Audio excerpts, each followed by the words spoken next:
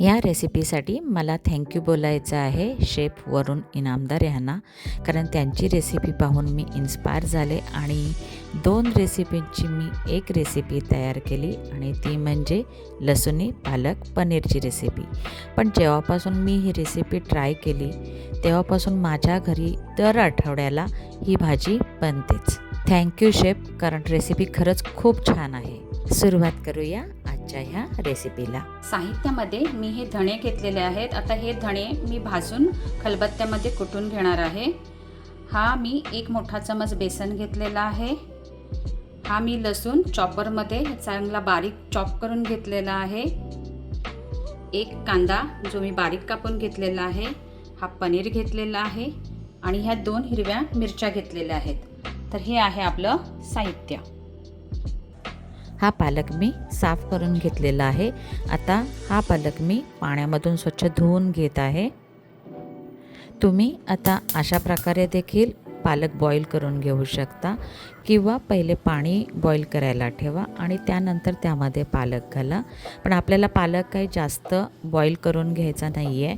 एकदा पाण्याला उकळी आली की त्यामधून 5 मिनटं फक्त आपल्याला उकळवून घ्यायचं आहे आणि मग तो काढून एका थंड पाण्यामध्ये आपल्याला ते ट्रान्सफर करायचं आहे. पुढची प्रोसेस मी पुढे तुम्हाला सांगतच आहे. असा पाण्याला उकळ आला की गॅस बंद करा, पाण्यामध्ये चांगला पालक मिक्स करा आणि मग काढून घ्या.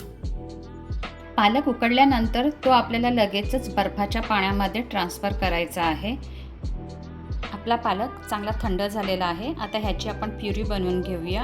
ह्याचे मी 2 पार्ट करणार आहे, इक्वल पार्ट नाही करणार. ह्यातला थोडा पालक मी कापून घेणार आहे, बाकीची मी प्युरी बनवून घेणार आहे.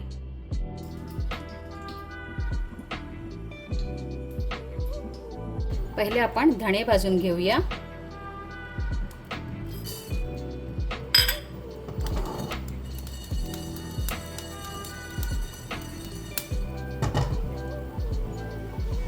आता ह्यामध्ये घालूया आपण तूप आणि ह्या तुपामध्ये आपण आता पनीर तळून घेऊया.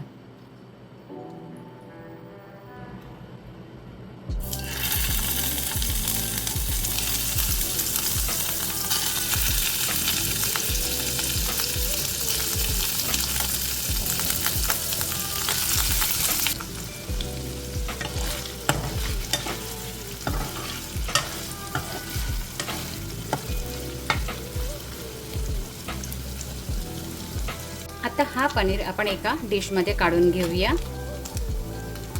आता ह्या तुपामध्येच आपण हा लसूण गोल्डन ब्राऊन होईस्तोपर्यंत तळून घेऊया.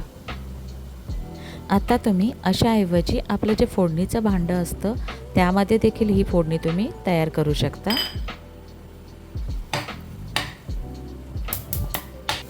लसूण आपला फ्राय व्हायला आला आहे. तर आता ह्यामध्येच मी थोडासा जिरा घालून घेते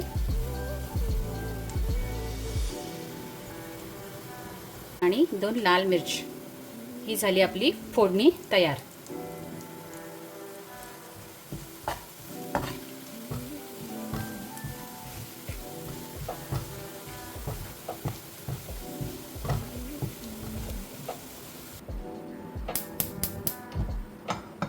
आता ह्यामध्ये घालूया तूप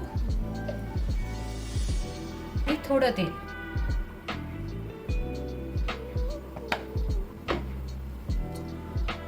आता ह्यामध्ये घालूया हा कांदा,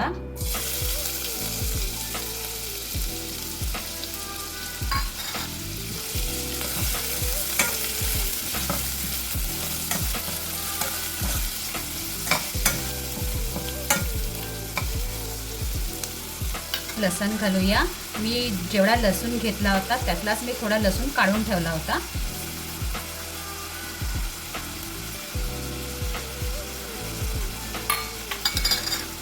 आता हे दोन्ही आपण तेलावर परतून घेऊया.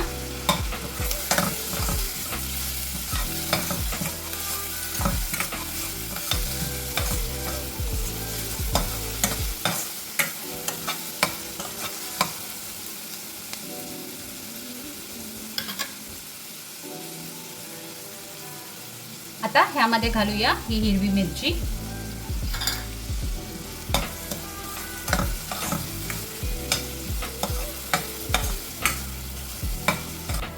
5 मिनटं हा कांदा आपल्याला तेलावर परतून घ्यायचा आहे.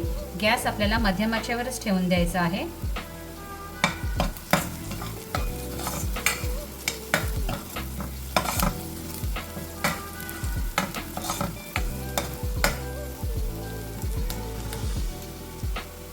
आता ह्यामध्ये घालूया ही धणे पावडर. धणे भाजून जर लगेच फुटलेत ना तर त्याची पावडर छान होते.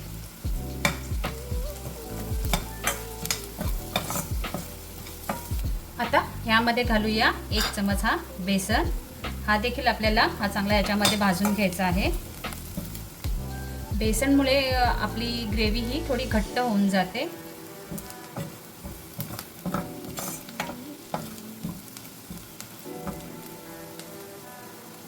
मी पालकमधलं पाणी काढून हा अशा प्रकारे थोडा पालक कापून घेतलेला आहे. आता हा आपण याच्यामध्ये घालूया.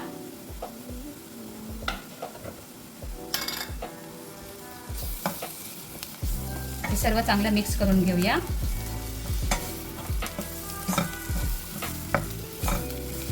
आता ह्यामध्ये घालत आहे मी थोडी हळद.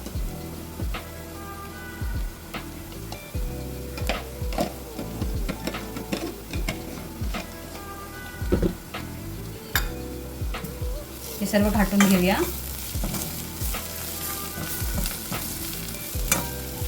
हा असा कापून आपण पालक घातला ना तर त्याने टेक्स्चर भाजीचं थोडं चेंज होऊन जातं.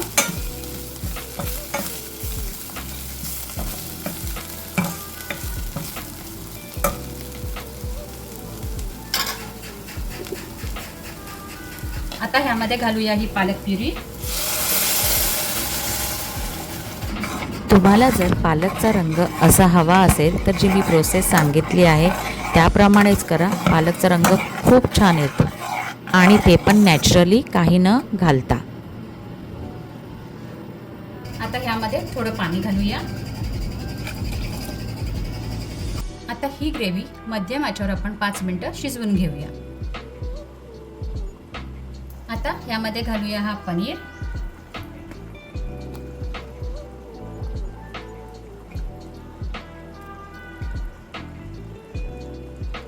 आणि हे सर्व चांगलं आता आपण घाटून घेऊया. आणि हा पनीर आपण 5 मिनिटं या ग्रेव्हीमध्ये शिजवून घेऊया.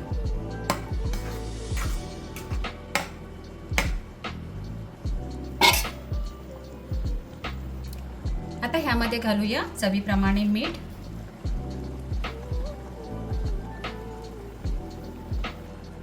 ह्यामध्ये मी आता गरम मसाल्याऐवजी मॅगी मसाला वापरत आहे. तुम्ही गरम मसाला देखील वापरू शकता. मॅगी मसाला घातलात ना तर भाजीची चव खरंच खूप छान येते आणि आपली लहान मुले ही भाजी अगदी आवडीने खातात. आता हे सर्व चांगलं एकदा आपण घाटून घेऊया.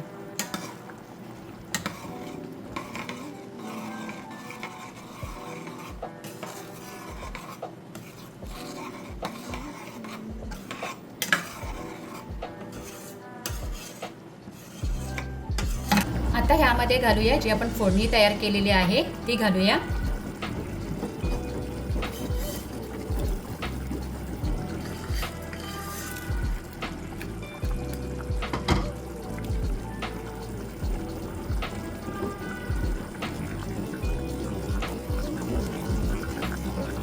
आता ह्यामध्ये मी क्रीम घालत आहे. हे देखील ऑप्शनल आहे.